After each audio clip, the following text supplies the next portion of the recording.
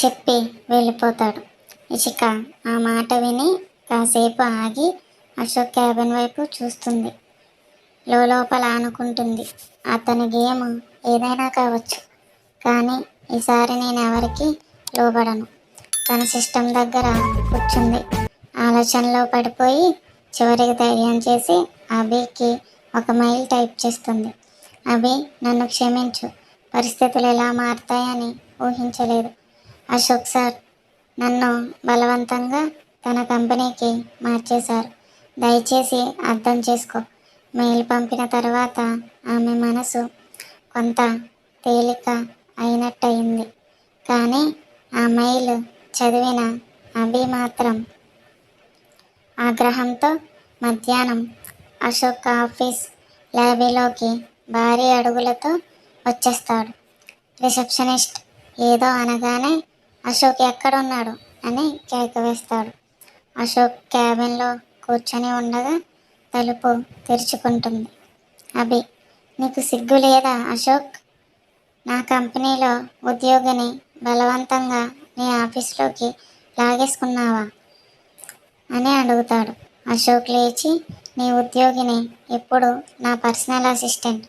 అభి, legal documents అన్నీ నా దగ్గర ఉన్నాయి. అభి ముందుకు వచ్చి టేబుల్ మీద చేతి వేస్తూ, ఇది నీ ప్రపంచం కాదు అశోక్. నువ్వు ఇషికని ఇలా టార్చర్ చేయడం ఇట్స్ నాట్ కరెక్ట్. అశోక్ నవ్వుతూ, నీకు అసూయ కదా అభి? నీకు నచ్చిన అమ్మాయి ఇప్పుడు నా కంపెనీలో ఉంది అని. అది విన్న ఇషిక ఆఫీస్ బయట నుంచి లోపలికి వస్తుంది. ఆమె వాయిస్ కంపిస్తూ, చాలు sir. Abhi please calm down. ఇది ఆఫీస్, స్ట్రీట్ కాదు.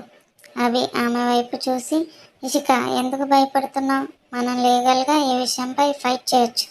అశోక్ చేతులు జేబులో పెట్టుకుని, ట్రై చేయవి, కానీ గమనించు ఇషిక, నేమ్ ఆఫ్ రూల్స్కి బౌండ్. నీ ఇంటర్ఫీరెన్స్ వలన ఆమెకు జాబ్ లాస్ అవుతుంది. అది విన్న ఇషిక ఒక్కసారిగా అభి వైపు చూసి, దయచేసి వెళ్ళిపో అభి, ఈ విషయంలో ఇంకెవరికి నష్టం జరగకూడదు. అభి గుండెల్లో కోపం, బాధ. కానీ ఇషిక కన్నీళ్ళ చూసి మాట ఆపేసి బయటకు వెళ్ళిపోతాడు. అశోక్ క్యాబిన్లో నవ్వుతాడు. ఇప్పుడు నువ్వు పూర్తిగా నా వరల్డ్లోకి వచ్చావు. ఇషిక ఎవరిని నమ్మాలో అర్థం కాకుండా మౌనంగా ఉంటుంది. అదే సమయంలో అడుగు శబ్దం. ఆమె ఆశ్చర్యంగా తలెత్తి చూసేలోపే అభి లోపలికి వస్తాడు. చుట్టుపక్కల వారంతా ఆశ్చర్యంగా చూస్తారు. వెళ్ళిపోయిన అభి మళ్ళీ నేరుగా ఇషిక దగ్గరికి వచ్చి గట్టిగా, ఇషిక, నువ్వు నా కంపెనీలో జాబ్ మానేసావు కదా. ఒప్పందం ప్రకారం నువ్వు సడన్గా రిజైన్ అయితే ఫైన్ చెల్లించాలి అంటాడు. ఇషిక కంగారుగా అతని వైపు చూస్తుంది. ఫైన్ ఎంత? అభి కొంచెం కఠినంగా 10 లక్షలు అంటాడు. ఆ మాట విన్న వెంటనే ఇషిక గుండెల్లో దడ మొదలైంది. ఆమె కళ్ళల్లో నీళ్లు తిరుగుతాయి. అభి, నేను అలా వెళ్ళాలనుకోలేదు, పరిస్థితులు అలా అయ్యాయి అని చెబుతుంది. ఇషిక ఒక్కసారిగా కళ్ళను తిప్పి అశోక్ క్యాబిన్ వైపు చూస్తుంది. అక్కడ అశోక్ కూర్చొని ఈ సీన్ని స్మైల్ చేస్తూ చూస్తున్నాడు. ఇషిక గుండెల్లో భయం, కోపం, అవమానం అన్నీ కలిసిపోతాయి. ఇషిక అభి వైపు చూస్తూ అలా నిలబడి ఉంటుంది, కళ్ళల్లో నీళ్లు. అభి మాత్రం తన కఠినమైన చూపుతో చూస్తూనే ఉంటాడు. ఆ సమయంలో వెనక నుంచి గట్టిగా స్వరం వినిపించి, నేనిస్తాను ఆ 10 లక్షలు. అశోక్ తన క్యాబిన్ నుంచి బయటకు వస్తూ చేతిలో చెక్ బుక్ పట్టుకొని నడుచుకుంటూ వస్తాడు. ముఖం మీద స్మైల్, కానీ ఆ స్మైల్లో అహంకారం స్పష్టంగా కనిపిస్తుంది. అశోక్ తన చేతిలో చెక్ బుక్ని పట్టుకొని నెమ్మదిగా అభి దగ్గరకు వస్తాడు.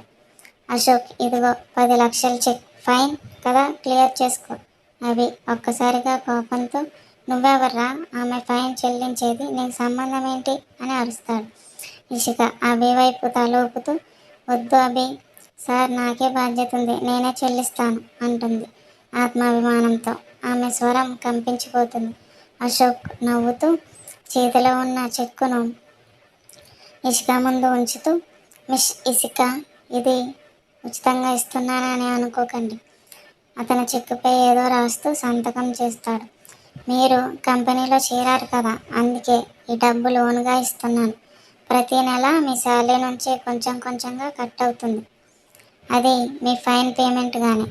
ఇషిక ఒక్కసారిగా ఆశ్చర్యంతో తలెత్తి చూస్తుంది. తన చేతిలో ఉన్న చెక్ వైపు, ఆ తర్వాత అశోక్ వైపు చూస్తూ, సార్, నన్ను ఇలా బంధించలేరు. నేను ఈ డబ్బు కష్టపడి సంపాదించగలను అని ఇషిక చెబుతుంది. అభి వెంటనే ఆ చెక్కుని చూస్తూ, ఆ చెక్కుని చూడకముందే చెప్తాడు, నేను ఈ చెక్కు తీసుకోను. అశోక్, నువ్వేదో పంతంతో ఇషికాని ఇక్కడికి తెచ్చావని అనిపిస్తుంది. అభి కఠినంగా ముందుకు వచ్చి చెక్కును తిరస్కరించి, ఇషిక, ఆ చెక్కు నువ్వు తిరిగి ఇచ్చే. ఇది తీసుకుంటే నువ్వు చాలా ఇబ్బందులు పడతావు. అభి కోపంగా చెక్కు వైపు చూపిస్తూ, ఇషిక, నువ్వు ఇలా మౌనంగా ఉండిపోతే అశోక్ లాంటి వాళ్ళు గెలుస్తారు. మనం లీగల్గా వెళ్ళాలి అని అంటాడు. ఇషిక ఒక్క క్షణం గట్టిగా కళ్ళు మూసుకుంటుంది. ఇషిక కళ్ళు మూసుకొని ఆలోచిస్తుంది. అభి, మనం అలా ఏమీ చేయలేం. అశోక్ అన్నీ డబ్బుతో కొనేస్తాడు. సాక్ష్యం ఏదీ మిగలదు. నాకు భయం కాదు, కానీ నా వల్ల ఆశ్రమంలోని పిల్లలకు ఏ ఇబ్బంది రావద్దు. వాళ్ళ భవిష్యత్తు నా బాధ్యత. ఇషిక కన్నీళ్లతో, అభి, మీకు తెలుసా, ఆశ్రమం మొత్తాన్ని అశోక్ తన హ్యాండ్ ఓవర్లో పెట్టుకున్నాడు. నేను ఎదిరిస్తే నాకు పెద్ద సమస్యలు తప్పవు. అభి, దయచేసి ఇక్కడి నుంచి వెళ్ళిపోండి. అభి ఇషిక కన్నీళ్లను చూస్తూ గుండెల్లో బాధతో, సరే ఇషిక అని చెప్తూ లోపల ఆలోచిస్తూ, ఇంకొన్ని రోజులు మాత్రమే ఇషిక. తొందరలోనే నిన్ను పెళ్లి చేసుకొని నీ జీవితంలో ఉన్న ప్రతి కష్టం పోగొట్టేస్తా. ఇలా అనుకుంటూ నిశ్శబ్దంగా వెనక్కి తిరిగి వెళ్తాడు. ఇషికకి కన్నీళ్లు ఆగవు. ఇషిక అశోక్ క్యాబిన్లోకి అడుగులు వేస్తుంది. చేతిలో చెక్. ఇషిక ధైర్యంగా, సార్, ఈ చెక్ అభి తీసుకోలేదు. మీరు దీనిని తిరిగి తీసుకోండి. నేను ఇక్కడ ఎంతకాలం పని చేయాలో అంతవరకే చేస్తాను. నాకొక అగ్రిమెంట్ ఇవ్వండి సార్.